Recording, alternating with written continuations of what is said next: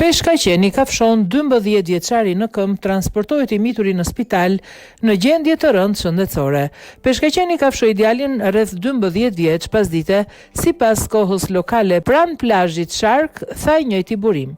Lëndimet përputhen me ato të shkaktuara nga një peshkaqen i madh, tha policia në një njoftim për shtyp.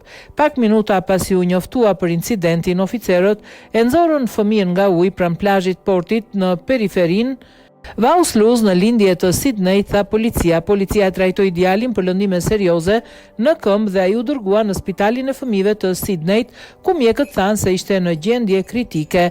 Notarëve u këshilloi të shmangin hyrje në ujë pranë zonës ku u gjet djali, tha policia. Më shumë se 1280 sulme peshkaqenësh janë regjistruar në Australi që nga viti 1791, të paktën 250 prej të cilëve kanë qenë fatale sipas një baze të dhënash. Shtatorin e kaluar, një peshkaqen i bardh i madh vrau një surfist në një plazh të mbuluar me njerëz në veri të Sydneyt. 2 muaj më vonë, një peshkaqen vrau një grua që notonte në një plazh të izoluar në veri të Sydneyt.